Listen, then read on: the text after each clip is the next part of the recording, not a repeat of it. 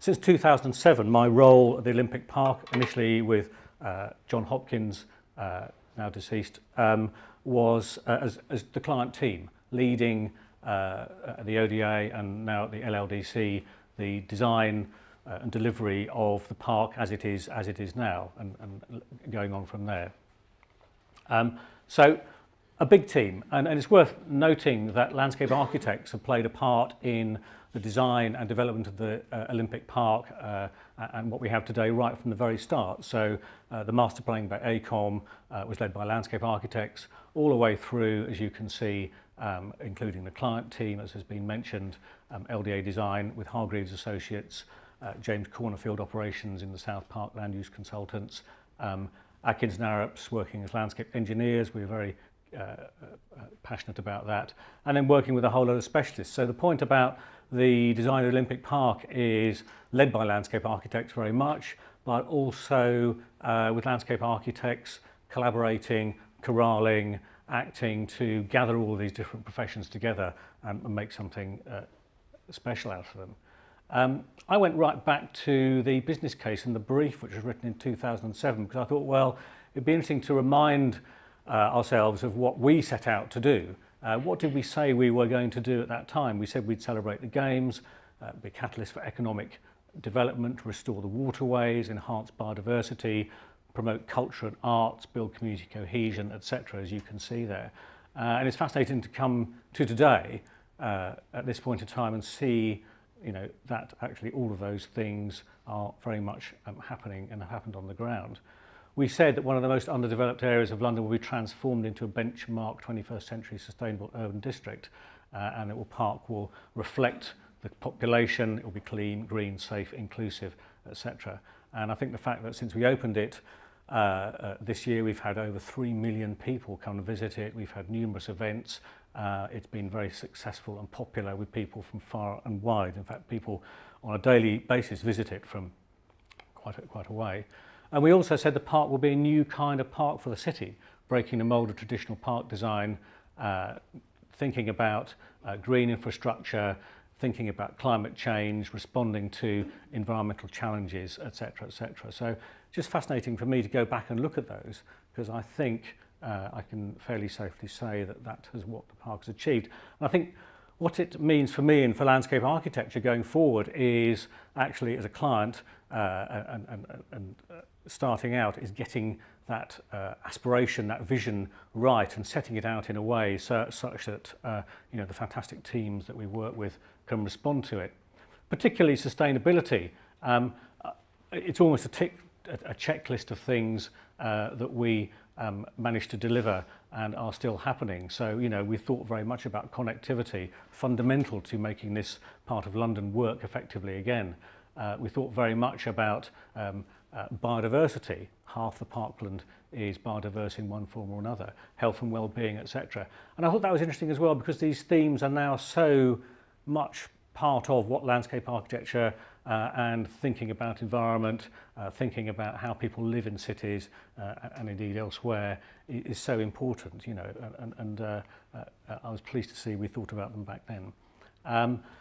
Key to the delivery of the park and its design was the Biodiversity Action Plan, which said that fully 50% of the park, when it was complete in 2014, would be habitat in some form or another. And of course that led a very particular approach in terms of design. But when you combine that with all the other things we wanted to do around accessibility, around topography, about local landscape, history, archaeology, healthy living, etc., etc., etc., you know, the end result was something that during Games was quite surprising to people, very pleasantly so. We thought about management right from the start as well. You know, it might seem a rather uninteresting subject, but of course it's fundamental to how this place works. It's an estate. It's the largest new urban park in this country for over a century. It has to do so many things simultaneously. Next year we will be, you know, hosting tens of thousands of football fans. We'll be having World Cup rugby. We'll be having thousands of new people living on its periphery, etc., etc. So thinking about this from the very get-go, the start, was another fundamental part of the process. and legacy, you know, that oft used word, which I'll come on to later, but again, right from the start, thought about. So how do we do it? We had 3 master plans. We thought about the Olympics, obviously, as Paul said, we couldn't be late and we couldn't be over budget. We had to get that to work. But then we thought about how were we going to make it work 2 years after, in transformation, as we called it, when we opened the park, and how it might look in 2030, legacy master plan. All these things put together such that we could deliver it effectively, but also using public money wisely and ensuring that it became this new coherent part of the city. This is how we started. Very quickly, Stratford International Station, I think there, Tom will correct me if I'm wrong, and this sort of, you know, bit of a wasteland around it, with Canary Wharf in the background and the dome over there and the River Lee running through the middle. So a huge challenge, one of the most polluted sites in Europe apparently at the time. Waterways, you know, a pretty grim state. People hadn't been on a boat of any particular sort up there for many years. An environment which was distinctly unwelcoming. You wouldn't go in there at night, and probably during the day, unless you were going to be doing something you probably shouldn't be, etc. So another fantastic statistics, which I won't go into, like the largest fridge mountain in Europe at the time, and various other excitements. We had to clean all that up. We had 2 years to decontaminate the whole site, to get rid of the pylons, underground those, and to really start to make it work, which in its own right was a gigantic job. And then we had to think about what is this place going to look like when we built it. And I put these in because, of course, we had to get planning permission for what we were going to do.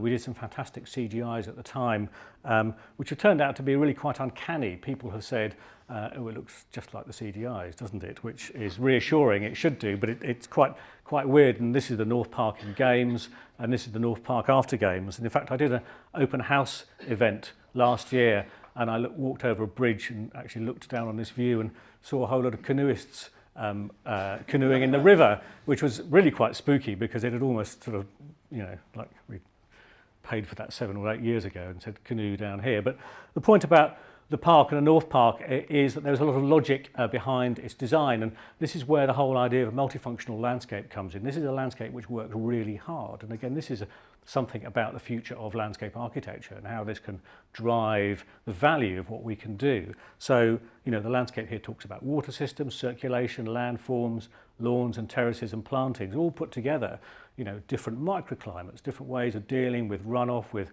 heavy rainfall, effects of climate change, ability to get people through this landscape, not just in a practical way, but in a way which opens up different vistas and views and makes it a really fantastic place for people to use in a number of different ways. And, you know, a very sculptural landscape, very explicit here in the early days when we just sown the meadows, we just built some of the swales, we just planted some of our 300,000 wetland plants, etc., but really starting to come into shape before Games.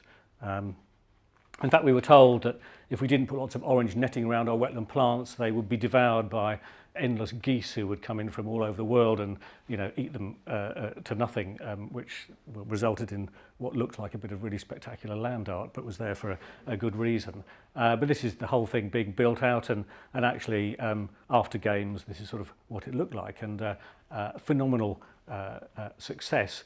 A lot of that, again, due to the diligence of the team, which went into enormous detail to make sure that specifications and details worked and were right. So it's right from the big picture, right the way down to, you know, several different sorts of manufactured topsoil, and how are we going to use those, and how can they relate to the communities that we are putting together with them.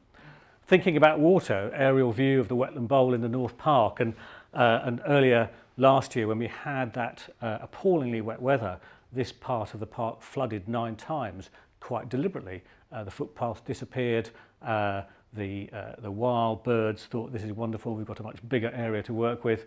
But in doing so, it protected 5,000 properties upriver. And again, it's a great example of landscape working incredibly effectively, multifunctional place. Ecology, fantastic in the summer for people to stroll and get away from the hurly-burly of the city. But in the winter, when we have these incredibly heavy rainfalls, increasingly works really well. Meadows, we did a lot of work with meadows, which again during Games made a huge impression. We were very risk averse to planting the largest sown meadow in the world at the time, so we tried it and it worked spectacularly well. And these are some pictures from earlier last year. In the south, of course, we made a big splash with annual meadows, which we can't now do any longer because it's a bit of a pricey thing, but it worked brilliantly. And we built out these fantastic gardens, the 2012 gardens, which sort of had a bit of a story about plant collecting, but also, you know, were just beautiful. And I think this is another thing. This is about bringing, frankly, beauty back into the landscape. And this is something that landscape architects can do so well. And during the games, they were so appreciated, and afterwards as well. They're a much loved part of the park. And it's fascinating to me. I can walk around there, as I did last summer a lot. Lots of kids playing, lots of people having picnics, lots of people using the quieter areas for romantic interludes, and lots of people taking photographs of plants as well. You know, really, really marvellous. So, you know, this is when we started, just before games on the right there. Games, of course, seemed to go pretty well.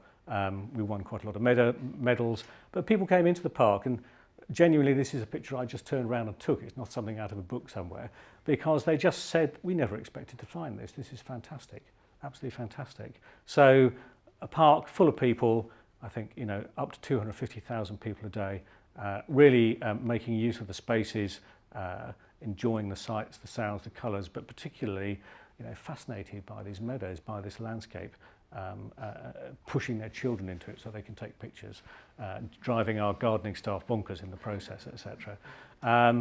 Yeah, brilliant, absolutely fantastic. But then we had to close it all up and change it into a place which works. And I'm going to concentrate on two areas. And Jeanette, I'm sorry if I steal any of your thunder.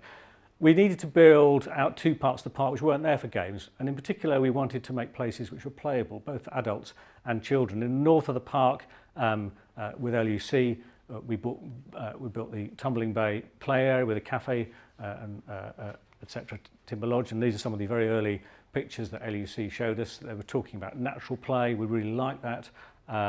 Talking about sort of idea around succession, and this is just before we opened it, ending up with this magical play area which has some things which so many play areas don't have. It doesn't have a fence around it. We're not sticking kids in a cage. It doesn't have signs saying no big kids here, no little kids there.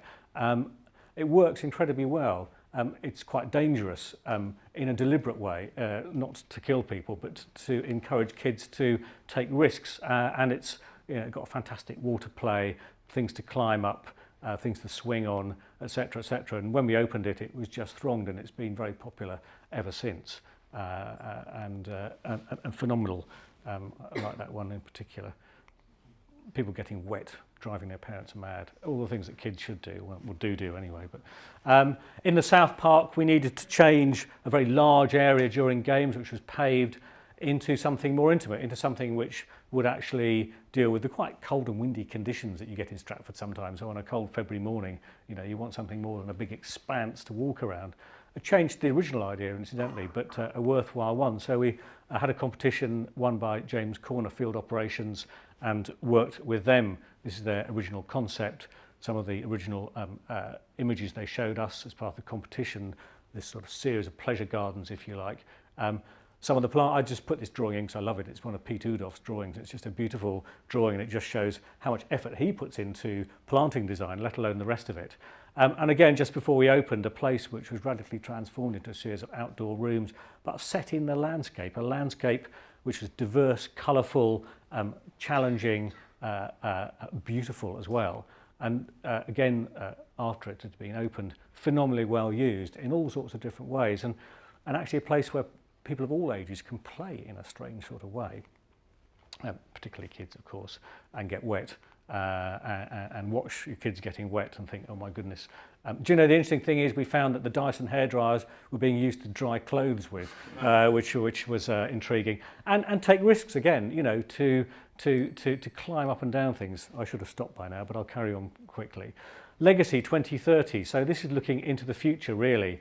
You know, what is this place going to be like? And I think one of the things, again, which is a success of really having the park in the heart of this, this new part of London, is how much confidence it's given given people coming forward.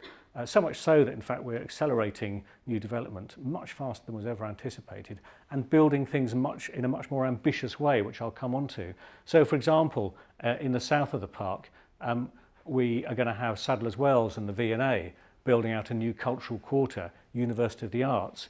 UCL are going to have their first campus outside of sort of central London here. And this is very much because I know I took them around when they came, saw the quality of the place, the diversity of it, the offer it gives, if you like. So a little bit about the timeline. We're already building. We've already built and been converted the Athletes Village into over 2,000 homes. Chobham Manor coming forward very fast. You can just see a lot of stuff on the table happening at a rate of knots, which means we're building new schools, new housing. Loughborough University are coming here east, a new sort of cultural and creative hub for London. UCL, as I've mentioned before, loads of new jobs already on the way. The international quarter, 25,000 jobs. That amazed me. Huge amounts of space. First university building complete in 2018-19.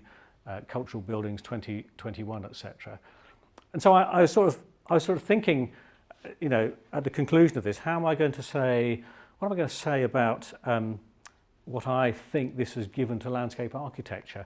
And the first thing I did was I sort of thought, well, what are the sorts of things that I and my team have had to think about through this whole process? It's an enormous list, and this is only part of it.